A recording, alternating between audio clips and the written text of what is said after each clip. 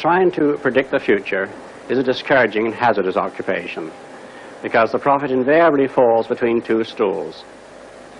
If his predictions sound at all reasonable, you can be quite sure that in 20 or at most 50 years, the progress of science and technology has made him seem ridiculously conservative. On the other hand, if by some miracle a prophet could describe the future exactly as it was going to take place, his predictions would sound so absurd, so far-fetched, that everybody would laugh him to scorn. This has proved to be true in the past, and it will undoubtedly be true, even more so, of the century to come. The only thing we can be sure of about the future is that it will be absolutely fantastic. So, if what I say now seems to you to be very reasonable, then I'll have failed completely. Only if what I tell you appears absolutely unbelievable have we any chance of visualizing the future as it really will happen.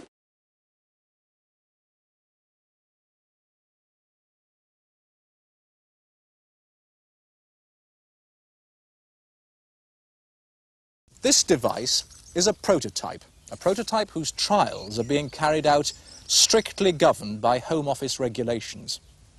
At the moment in the UK, approved mobile phones are really little more than transmitter receivers which put the caller in touch with a post office operator who dials up the number you want and then connects your remote radio extension with the rest of the telephone network.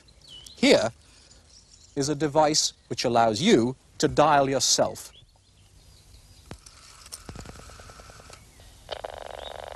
A dialing tone. And that's quite an achievement, because it's one thing to transmit a conversation, it's another to transmit accurate digital information. Now, an extension at the Research Institute in Chelmsford, which has perfected this technique.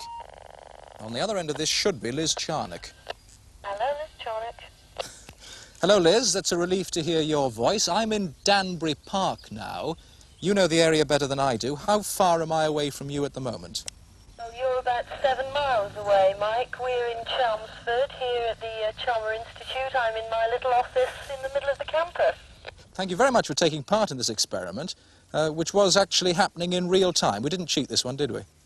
Certainly not, and it's been an absolute pleasure. Thank you for your help. Bye-bye.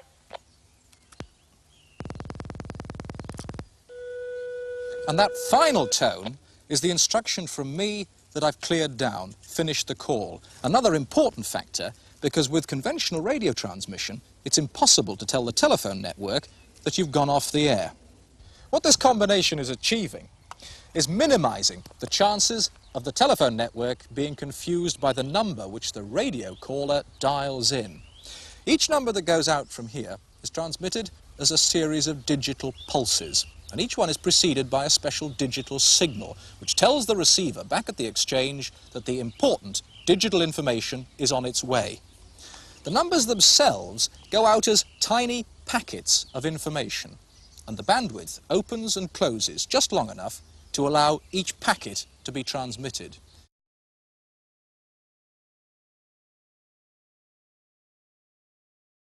And, hang on, something wrong there. Stick around, I won't be a second, it'll soon be sorted. Where? Oh, God, it's green again. I think we've got an excuse here. Now, you may have got out of seeing his pictures, but I'm afraid you're not going to get out of seeing mine, because I've got technology behind me and 50 snaps on this tiny little disc.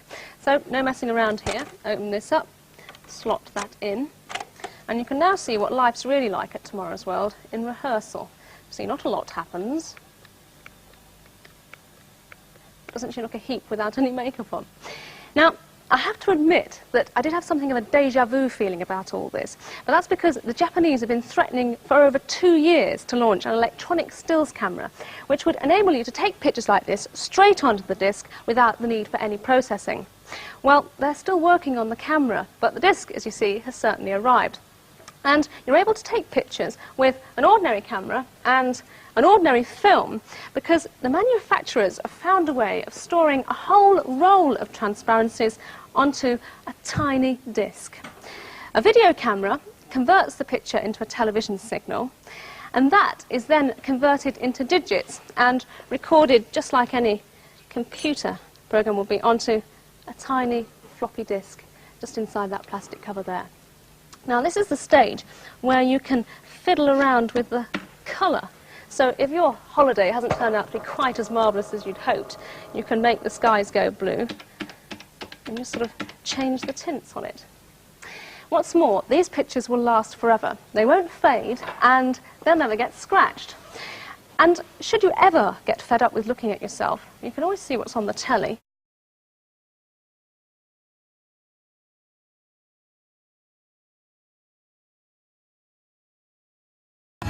Have you ever had a classmate who's thousands of miles away? Yes. Hello, I'm calling about the touch at the order. Conducted business in a language you don't understand? Or kept an eye on your home when you're not at home? You will, and the company that'll bring it to you, AT&T. Have you ever borrowed a book from thousands of miles away?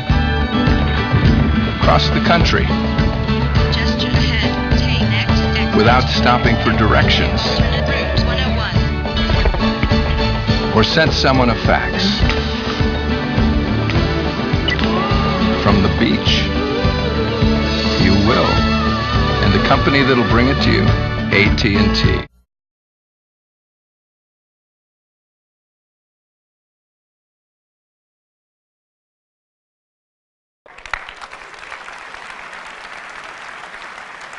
So, 3 things: a widescreen iPod with touch controls, a revolutionary mobile phone, and a breakthrough internet communications device.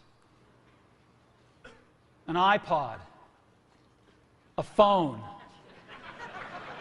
and an internet communicator. An iPod, a phone. Are you getting it? These are not 3 separate devices. This is one device.